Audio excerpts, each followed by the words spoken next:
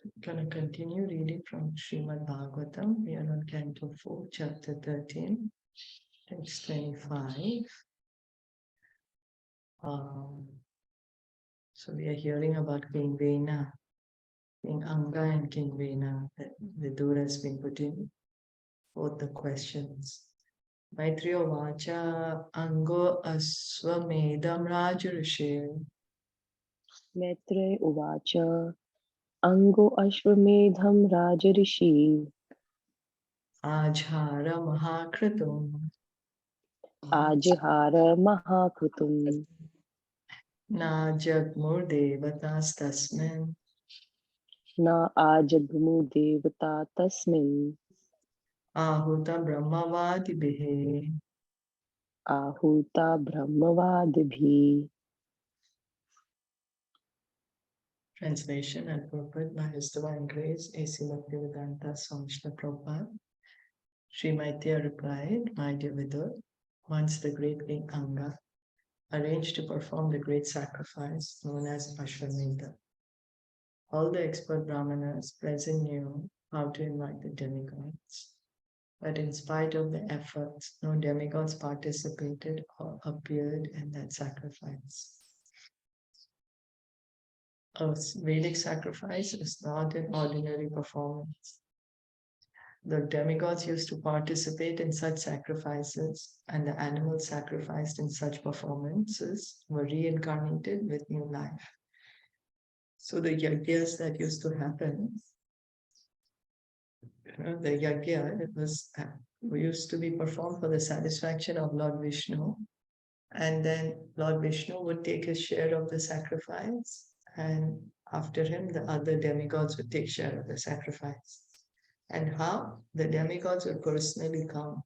The demigods before this age of Kali used to personally visit this planet Earth. But in Kali, they don't come because this age is so degraded. They don't want to come here. We hear that how even when Mahārāja Dashrath, he was performing the sacrifice, all these great personalities were present there. And then Lord Vishnu came himself, and then Lord Vishnu gave him the prasad of the sacrifice. And the animals that were sacrificed in these huge sacrificial performances, it's not that they were just killed, but they would get a new body, younger body, or they would get elevated to the human body. In this age of Kali, there are no powerful Brahmanas who can invite the demigods or give renewed life to animals. So this is the reason why in this age of Kali, the only sacrifice that is recommended is the Sankirtan Yajna, because we do not have the qualification to perform this fire sacrifices. We do not have the Brahmanas who have this qualification. Formerly, the Brahmanas were well conversant in Vedic mantras, could show the potency of the mantras, but in this age, because there are no such Brahmanas, all such sacrifices are forbidden. The sacrifice in which horses were offered was called Ashwamedha. So the horse sacrifice, even Yudhishthir Maharaj had also done the Ashwamedha sacrifice. He did the Rajasuya sacrifice, I remember he did. Ashwamedha, I'm not sure. But anyway, in a sacrifice where the horse was a sacrificial animal, that was called Ashwamedha. Sometimes cows were sacrificed, Gavalamba, not for eating purposes, but to give them new life in order to show the potency of the mantra. In this age, therefore, the only practical yajna is Sankirtan Yajna, or chanting of the Hare Krishna mantra, 24 hours a day. So the sacrifices which were performed in earlier time, everything had to be considered, Desh, Kal, Patra, the time, the circumstance, and the place. Suitable time, suitable place, suitable circumstance. Also, the persons performing the sacrifice had to be qualified. But the speciality of Hare Krishna mantra is that it can be chanted anywhere, at any time, in any condition, by anyone. There is no restriction. So we can see how potent this Hare Krishna mantra is. It's the most potent. That's why it's called the Maha Mantra. And it is specifically recommended for us. All the Shastras recommend for us specifically to chant the Hare Krishna mantra. Hare Nam, Hare Nam. Hare Nam eva kevalam kalo naste va gatir anyatha. So chanting of the Hare Krishna mantra. Tam uchur vishmitastatra Tam uchu vismita tatra yajamanam athart vijaha yathmanam atahtujatah avimshi huyamanani havirshi huyamanani na te grananti devataha. na te grahanti devata.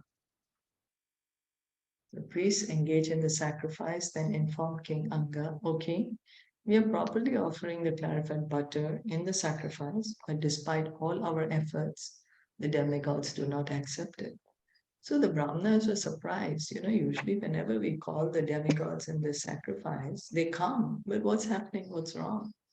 We are chanting the mantras properly. We are offering everything, whatever is supposed to be offered properly. But the demigods are not coming.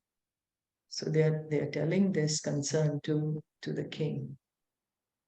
Rajan havimshi adushtani Rajan havimshit adushtani shraddhaya saditani te shraddhaya asaditani te chandams chandamsi ayatayamani chandamsi ayatayamani yojitani dhritavritehe.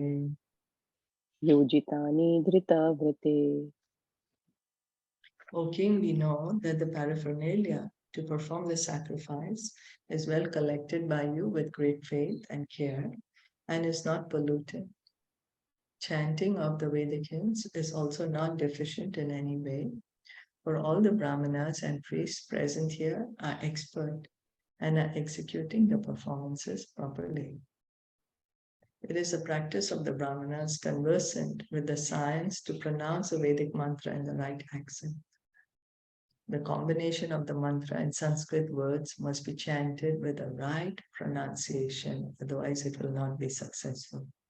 This is the reason why we are recommended to just chant the Hare Krishna mantra. Why any other sacrifices is not recommended. Because the way the mantra is pronounced also is important. We are going to hear later, I think Vritratsur is in the 7th canto, where the Brahmana, when he was offering the oblations, the mantra he chanted, instead of chanting the one who will be the killer of Indra, the way he chanted was the one who is going to be killed by Indra. That's how Vritrasura was born. So it's very important. And now what is our calculation, our qualification? We don't even know how to chant the mantras properly. So in this age, the Brahmanas are neither well versed in the Sanskrit language nor very pure in practical life. But by chanting the Hare Krishna mantra, one can attain the highest benefit of sacrificial performances. We do not have those kind of qualified Brahmanas in this age of Kali. So even if the Hare Krishna mantra is not chanted properly, it still has so much potency that the chanter gains the effect. So we may be able to chant it properly, we may not be able to chant it properly, but because it is the Maha Mantra, it's the names of Krishna, it gives the effect. We may understand the meaning of the mantra, we may not understand the meaning of the mantra, but it takes effect. Prabhupada used to say, is like, for example, we are taking a medicine. We may know what's the chemical combination of the medicine. We may know how this chemical is going to react in our body, or we may not know it. We may not know what's the chemical combination. We may not know how it's going to react on what process is going to happen in the body, but the medicine works. Similarly, the Hare Krishna mantra, it works. We may understand it, we may not understand it, but it gives us the highest benefit. The highest, it gives us the highest, that is love of Krishna, which is the goal of life, Prema Pumartha Mahan.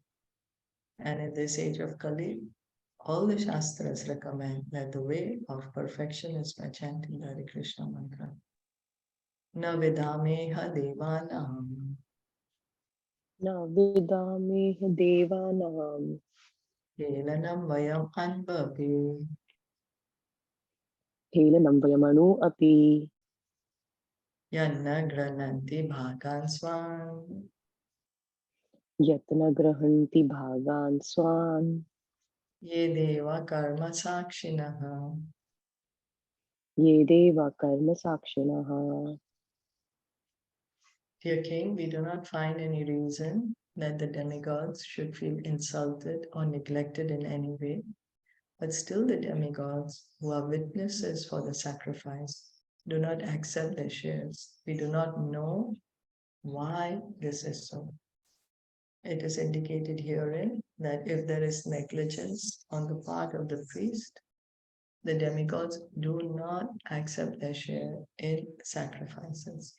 So the yajnas that were performed, it was not just for show, not just for,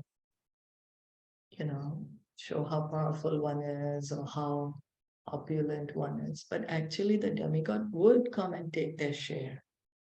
They're actually coming to accept the share, accept the offering which is being offered in the sacrifice. But here the Brahmanas are wondering what's happening, why the demigods are not accepting their share.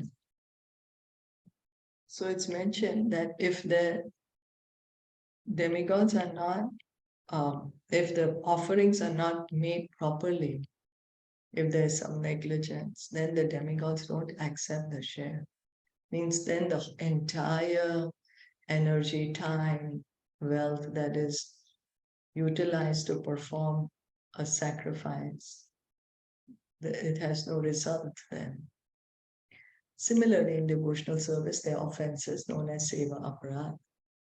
Those who are engaged in worshipping the deity Radha and Krishna in the temple should avoid such offenses in service. So seva aparadha, they are offenses in serving the deity. Because in the course of worshipping the deity, there might be certain negligence, which could be, or certain things we may overlook, we may not know. So those who are engaged in worshipping the deity, Radha and Krishna in the temple, should avoid such offenses in service. The offenses in service are described in the nectar of devotion.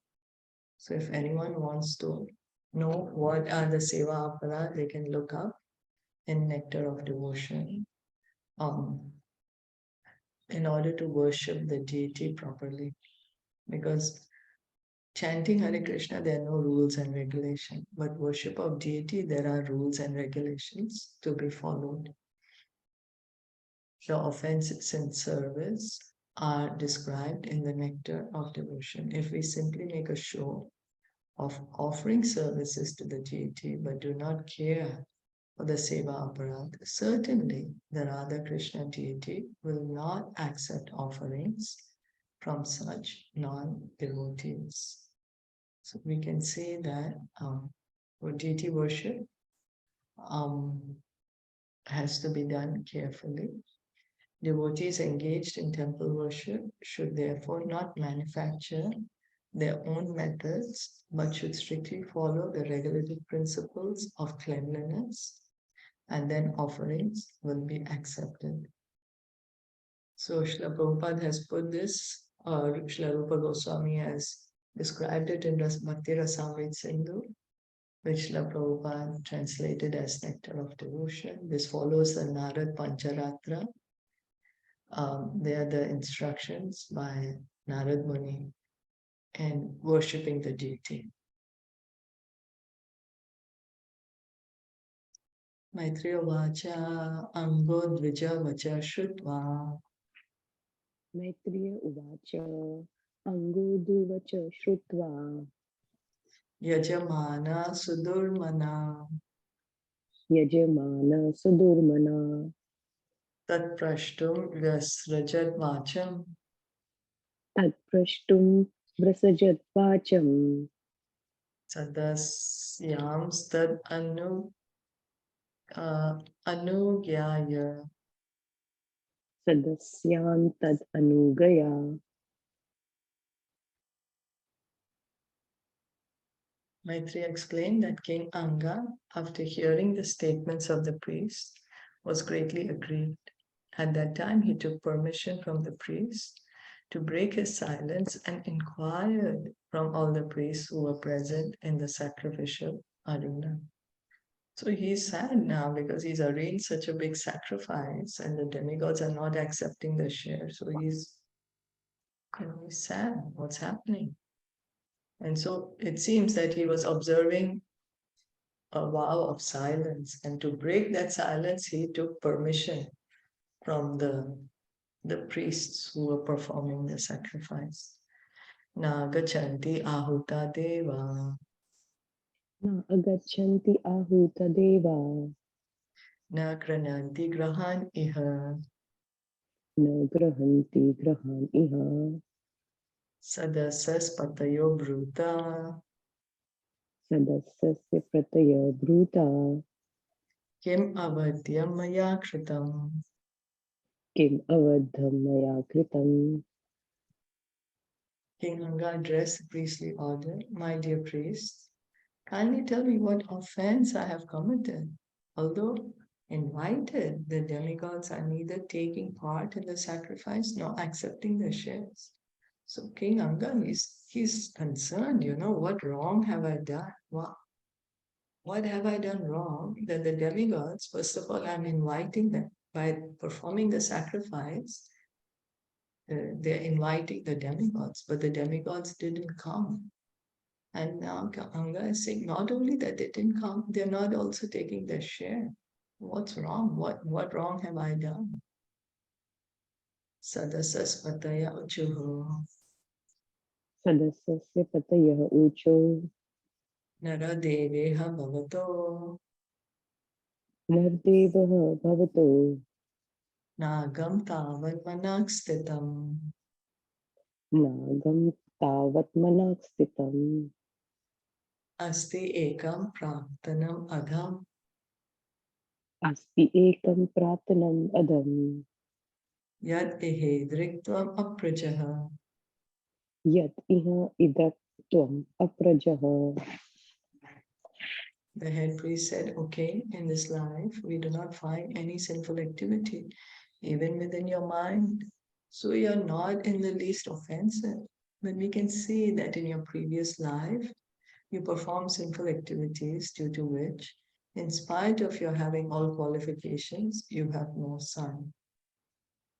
So now he's asked, no, what wrong have I done? So they're telling him that you have not done anything, even in your mind, you have not done any sinful activity. That's so pure the king is. But they're saying, oh, but we can see that in the previous life there was something of concern. So in those days, the brahmanas, the priests were so qualified that they were able to see somebody's past. And some of them were so qualified that they could see the future also. We see so many instances when Narad Muni would, would speak about the future too. The purpose of marrying is to beget a son, because a son is necessary to deliver his father and forefathers from any hellish conditional life in which they may be. Chanakya Pandit therefore says, Putram hinam graham shunyam. without a son, married life is simply abominable. Because of the Shraddh ceremony, the son does the Shraddh to, um, let the forefathers and ancestors live in the planet of the ancestors. So what's recommended is, of course, in this age that we can become devotees. So that's how we can deliver our fathers and forefathers, irrespective of being a son, daughter, but becoming of devotees so that we can benefit our ancestors. King Anga was very pious king in this life, but because of his previous sinful activity, he could not get a son. It is concluded, therefore, that if a person does not get a son, it is due to his past sinful life. Tatha sadhaya bhadram te तथा साधय भद्रं ते atmanam suprajam nripa आत्मानं सुप्रजं नृपः ishtaste putra kamasya इष्टस्ते पुत्रकामस्य putram dasyati yagyabhu. पुत्रं दास्यति यज्ञभुक्. O king, we wish all good fortune for you. You have no son, but if you pray at once to the Supreme Lord and ask for a son, and if you execute the sacrifice for that purpose, the enjoyer of the sacrifice, the Supreme Personality of Godhead, will fulfill your desire. So the Brahmanas are blessing the king that we wish that you have a son, and they are saying, how can you get a son? Pray to Supreme Lord. Because the Lord is the one who fulfills all our desires. So they know that it is God who fulfills all our desires. And they are also saying, if you execute the sacrifice for the purpose, the enjoyer of the sacrifice, the Supreme Personality of Godhead will fulfill all your desire. Krishna says in the Bhagavad Gita, chapter 5, text 29, Bhuktaram Yagyatapasam. Bhuktaram Yagyatapasam. Krishna says, I am the enjoyer of all sacrifices. Here the Brahmanas are saying the same thing, that all sacrifices are meant for pleasure of the Supreme Lord. And our desires are fulfilled by the Supreme Lord. Tathasva bhaga dheyani तथा स्वभागधेयानि grahishyanti diva kashaha ग्रहष्यन्ति दिवोकसः yad yagya purusha sakshat यत् यज्ञपुरुषो साक्षात् apatyaya harirvritaha. अपत्याय हरिवृतः. When Hari, the supreme enjoyer of all sacrifices, is invited to fulfill your desire for a son, all the demigods will come with him and take their shares in the sacrifice. Whenever a sacrifice is performed, it is meant for satisfying Lord Vishnu, the enjoyer of the fruits of all sacrifices. And when Lord Vishnu agrees to come to a sacrificial arena, all the demigods naturally follow their master, and their shares are offered in such sacrifices. The conclusion is that the sacrifices performed are meant for Lord Vishnu, not for the demigods. So the Brahmanas are saying that you perform a sacrifice for the um, pleasure of the master of all sacrifice, for the supreme enjoyer of all sacrifice, that is Lord Vishnu. And when Lord Vishnu is satisfied, automatically all the demigods will be satisfied. When Lord Vishnu appears, all the demigods will also come to take their share. We can see then the sacrifice that is recommended for this age is chanting of the Hare Krishna mantra, the Sankirtan Yajna.